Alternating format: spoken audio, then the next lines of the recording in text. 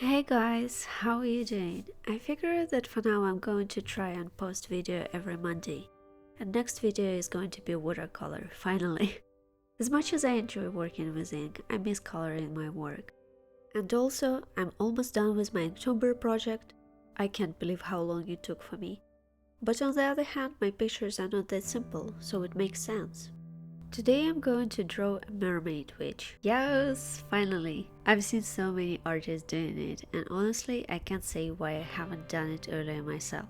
I love mermaids so much. Drawing underwater world can be very challenging, and I'm definitely gonna do more exploration of this theme in future. There are just so many things you have to consider, like light and shadows work differently, everything flows, and colors underwater are not the same too. But let's leave this topic for now.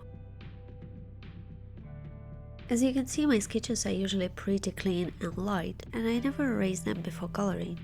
That is because I tend to like hard pencils for sketching.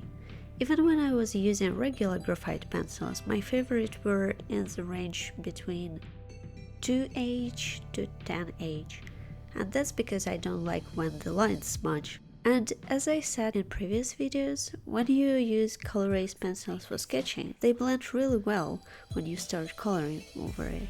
So the initial sketch is barely visible, and in my opinion, even if you see some lines, it adds more character to your drawing.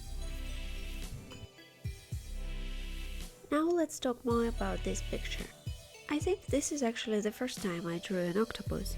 And the initial idea of this picture came to me after thinking about this creature. As we know, to defend itself, octopus sometimes eject black ink in a cloud that allows him to escape predator. That's when I thought that my octopus can be some kind of ink supplier or trader for magical creatures. He will collect his ink into bottles and sell it, and my witchy mermaid will buy it for her witchcraft or drawings or tattoos. Anyway, I thought it was a pretty cool idea and I drew it. Hope you will like it too. Okay, while you watch me ink, it's gonna take a while, I'll answer some more questions you guys asked me on Instagram. First question, how do you get out of an art block? This is a hot topic around artists lately. The more I think about it, I realize I don't even know anymore what is an art block. Like, it doesn't affect me really. Yes, I get burned out sometimes when I worked on some big project for a long time, but that's not an art block. That's just me being tired. When I feel like that, I usually take a little break from drawing, like 1 or 2 days, or just sketch something for myself. But I almost never feel like something is blocking me from drawing. I don't have an answer for how to get out of art block, but maybe I have some kind of suggestions on how to avoid art block. So the first, I'd say draw every day. Yeah, flash news.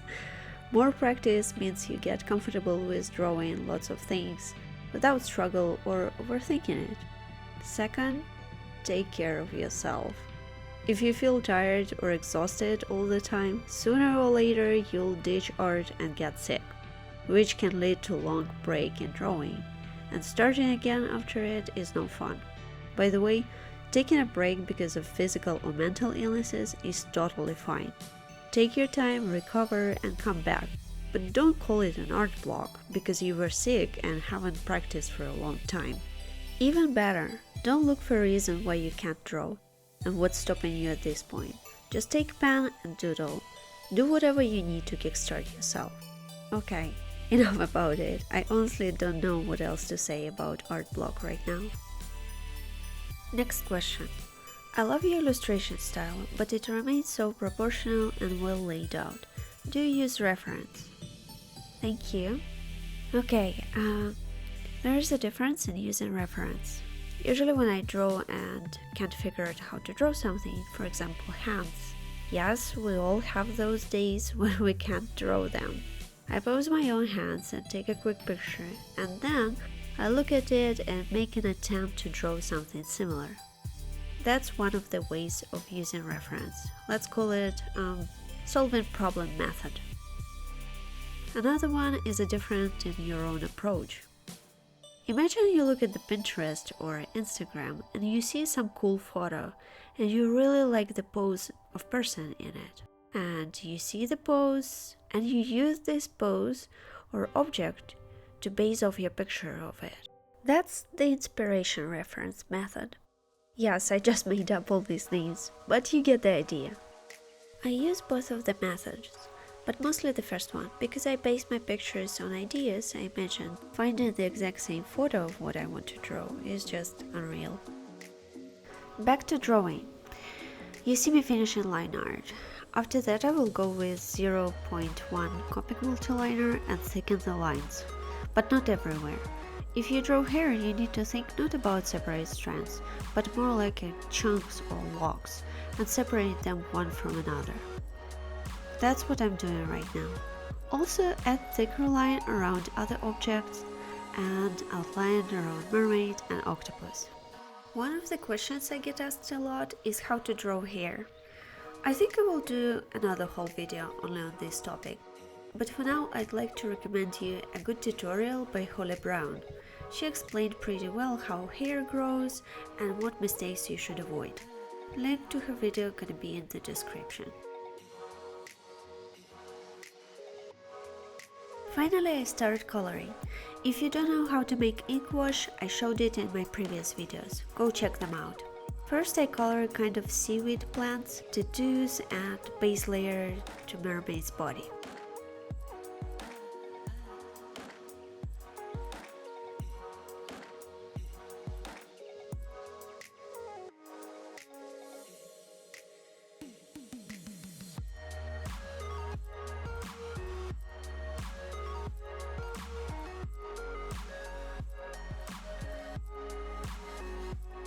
And after that starts the fun part, fish scales. Since I don't draw lots of fish or mermaids, I'm trying to figure out how scales work and do a light sketch first. You may notice that I don't draw scales on her whole body, but only some parts, mostly close to the sides. This way it will look like her middle part is very highlighted. I also don't make all scales same shade, some of them will be a bit darker. That's actually a perfect time to look up reference and check how real fish skin works. Coloring mermaid's tail is very repetitive, so I'll stop talking and just let you watch the process.